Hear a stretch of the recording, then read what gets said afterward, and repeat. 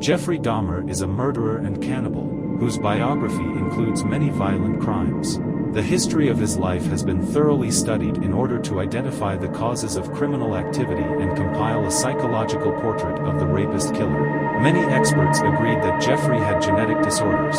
Despite the fact that Jeffrey's fame is truly black, his image is still popular in the cinema. The images of murderers and cannibals from thrillers often echo the personality of the Milwaukee cannibal. Jeffrey received this nickname for his deeds. The killer had one tactic of choosing a victim. He came to a bar, chose a suitable person, got acquainted, had pleasant conversations, treated them to drinks, and then invited them to visit, where he drugged them with sleeping pills or drugs, and then strangled or killed them by hitting them on the head with a heavy object. But this was only the beginning. Then the corpses were subjected to violence, then dismemberment, after which the fragments of the bodies were immersed in acid or chemicals by the maniac, where they dissolved. At times Jeffrey replenished the terrible piggy bank with his hands, genitals, or bones.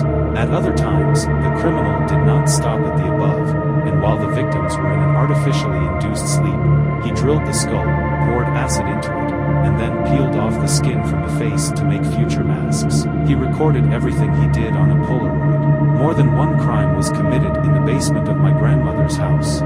Once the father accidentally found a large dish with an almost completely dissolved human body there, but the guy managed to convince the parent that he was experimenting on animals. The next time a closed box was found, but the guy threw a real tantrum and refused to open it, considering it a violation of his personal boundaries. As it turned out later, the box contained the head and genitals of one of the victims. The father never managed to find out what was the reason for his son's hysterical behavior. The details of the case of Ernest Miller reveal a terrible picture of the maniac's deeds.